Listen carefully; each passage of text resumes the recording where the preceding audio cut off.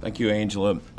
Today is a continuation, actually, of 2 years ago, 2024, when we passed Senate Bill 1, which was a structure to create and incent more cooperation in research in the state of Kentucky.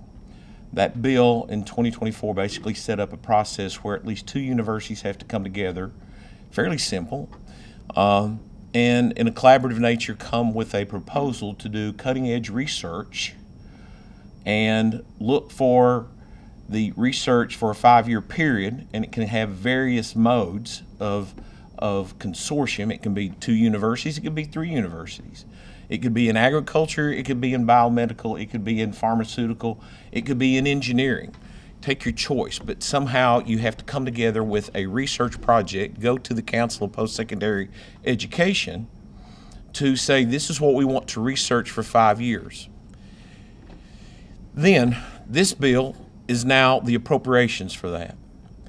There are 5 research areas that are undesignated as to what type of research will be done. This will be for the Council of Postsecondary Education to determine and then award the grants. $30 million in each of the 5, so $150 million. That would in perpetuity create money for research, about $1.5 million a year, guaranteed for a 5-year period to be renewed at the end of 5 years if still necessary or appropriate research, or if needed. It may not be needed. There are models out there that would allow people to go after bigger research grants, and I can go back to the days of the Spine and Brain Injury Trust Fund with Christopher Reeve, who promoted it some 25 years ago, about tissue regeneration. So at the end of 5 years, it would be measured and gauged to see if it's something that should continue.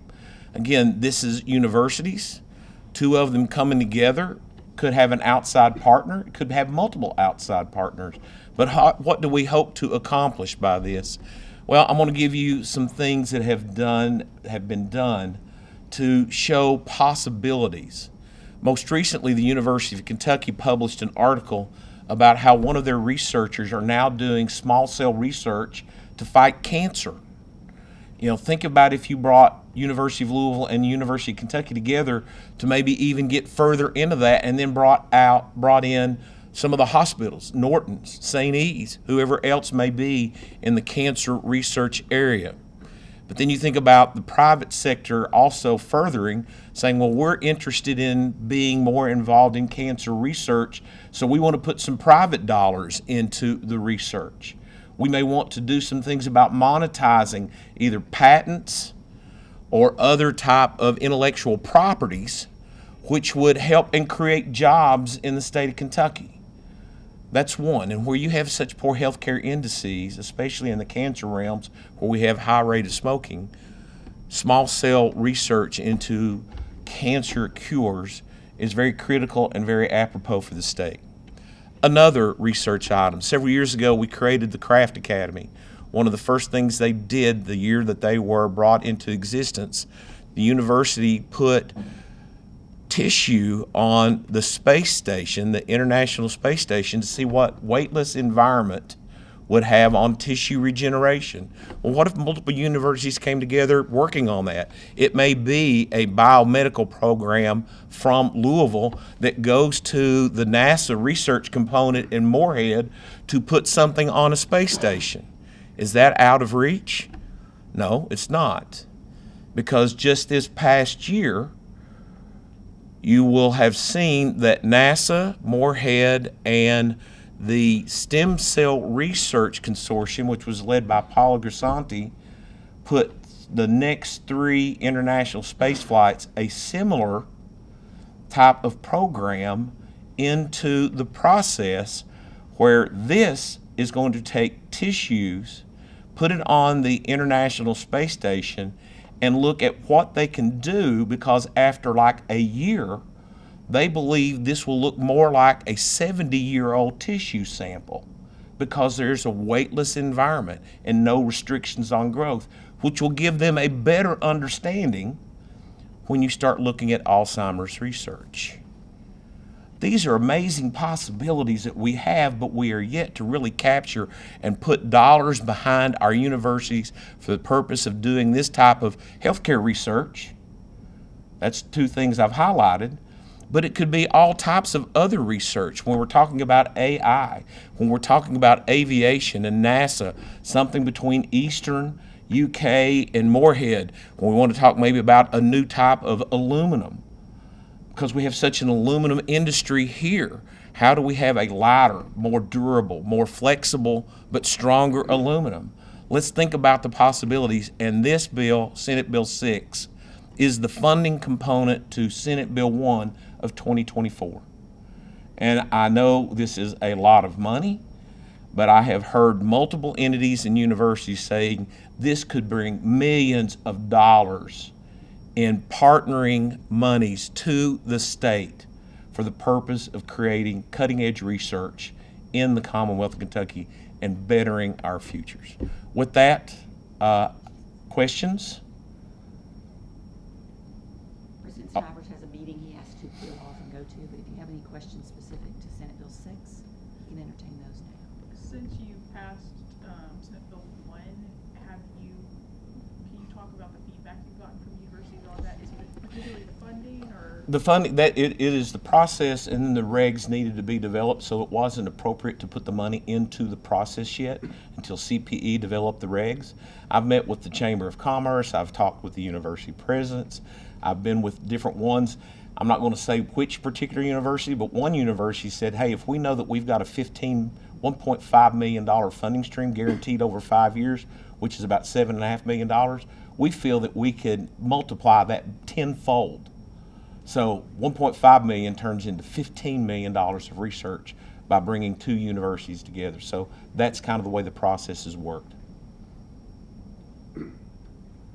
Okay. We're good? All right. Thank you all. Turn it over to my colleagues now. Thank you, President Stivers. And with that, I'll ask Senator Jason Howell, sponsor of Senate Bill 5, to come up and tell you a little bit about that. Yeah, thank you. I want to first start off by thanking Commissioner Schell and the Department of Agriculture for all of their leadership in this, and also Commissioner Fletcher and the Kentucky Department of Education for their help and input on this. This bill has been worked on, and this idea has been worked on for quite some time, but really in the essence, since in the late spring when we started digging into this in depth. And we've gone through a lot of iterations of this process and come down to a bill that's a half-page long. And the bill, what the bill lacks in size, it makes up for in its potential reach for the Commonwealth. We have a lot of ability to produce locally grown fruits, vegetables, meat, dairy in our Commonwealth. We all understand that we need to eat healthier. We want our children to be able to eat healthier. And there were a lot of regulatory barriers and statutory barriers that kept these two from marrying up. This bill makes some simple changes and exceptions to the procurement code for the state to allow us to go in and allow forward contracting and more contractual flexibility for our producers so they can contract with our schools to put more locally grown Kentucky produce in our school system. Again, Commissioner Schell, appreciate your leadership in that. If you want to come up and take over. We've worked together so much on this, it's kind of odd for one of us to be up here without the other. So if you want to take over and say your piece on it. Yep. Thank you, Senator Howell, and want to say a special thank you to the Senate as a whole with the effort and work that they have put together for this entire year-long process that we've gone through of identifying the barriers around procurement, sourcing, cost, and other issues that we face with our Kentucky school nutritionists across the state of Kentucky and our school districts. I want to say a special thank you to the MAHA task force that was put together by both the House and Senate for their direct leadership in bringing awareness to a lot of the issues that we have facing us with our local foods, Kentucky Proud, and our school districts that attaches along with our Food is Medicine campaign and initiative that we started nearly 2 years ago. What this bill is pretty simple. We're just trying to get the barriers out of the way for our school districts and our school nutritionists to be able to purchase as much locally grown food as possible into their school systems with as little problems and barriers as possible as they go through their procurement process. We've worked with the Kentucky School Board Association, the school nutritionist. We've worked with our state legislature in both the House and Senate, and many other organizations and groups across the state of Kentucky to try and bring something that's a start. We want to see how this goes, and then we'll have further initiatives and further legislation, further things in years to come to really fine tune on what we're doing here. But this is the first step in the process of really breaking down some of the barriers. And I'll tell you, some of the unsung heroes that we have in our communities as a whole are school nutritionists and the ladies and gentlemen that work in our cafeterias across the state of Kentucky, ensuring that our kids are fed well and fed nutritionally so that they have the resources, the nutrients that they need in order to perform in the classroom. And I just want to say a special thank you to all of them across the state of Kentucky who on a daily basis are diligent in ensuring that these kids get what they need. I also want to say that we couldn't be doing this as forcefully as we are without the national attention that we have from Secretary Rollins and the work that she is doing with RFK Jr. and the work that he's doing in the Trump administration on highlighting what we have going on in our food system and working towards making it better. You know, in the agriculture community, we understand and know that whole, healthy food more locally is more nutritious for health outcomes.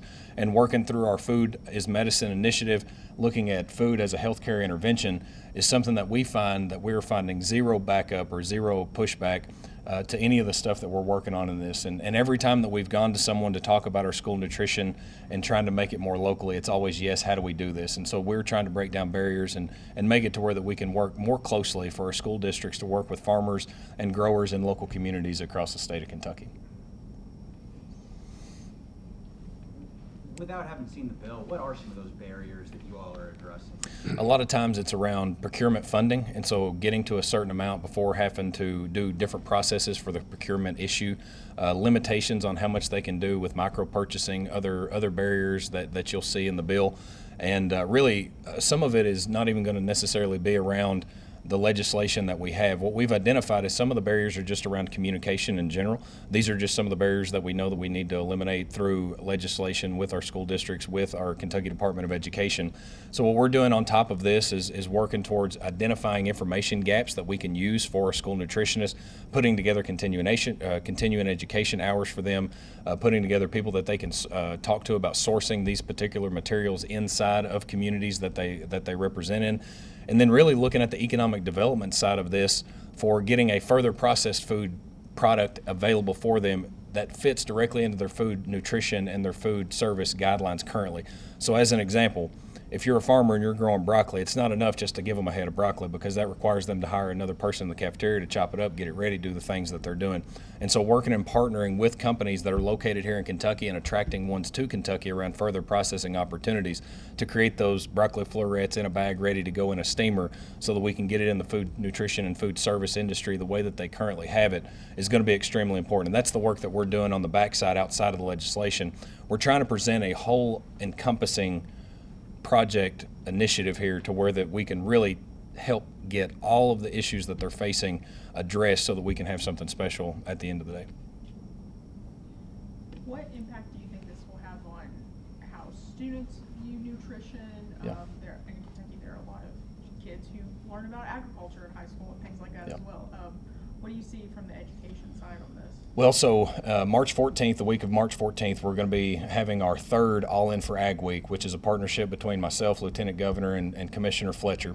And we've created these Ag Weeks that we're doing in the spring and in the fall of the year so that we can really more in depth go into our elementary schools to educate our younger kids on where their food comes from, how agriculture affects them and their community, and really try to build up the kind of the brain power and the critical thinking of these students towards agriculture to fix the problems that we don't even know we're going to have in the future, to really have them energized and excited about it. So in conjunction with this, going into the cafeterias, having posters up of those farmers that are actually producing that food, educating them on where their food comes from. Think about going into an elementary science class and having their food laid out for that day and talking about what vitamins are in it, how it's going to affect their body. We're basically trying to create lifelong learners the same way that they do in reading, math, and science, but for their food and how it affects their body, to create healthier students longer in life so that they're making better food choices, trying to reduce that chronic illness that we're talking about and seeing with obesity, diabetes, with heart disease, with strokes, and other things that are chronic, environmentally related, and even food related with some of the stuff we're consuming. And so trying to take an all-encompassing look at this from an agriculture perspective to really focus on this from a rural prosperity and rural economic development opportunity, and then also from an educational standpoint with our students in the classroom learning about it and then implementing it into a lifestyle change for them and their families. what Commissioner Shell was trying to say there is through this program, kids are going to love Kentucky broccoli where they didn't Yeah. love broccoli produced every place else. Yeah. Anybody have anything else? Thank y'all. Appreciate it. Thank you. Appreciate it.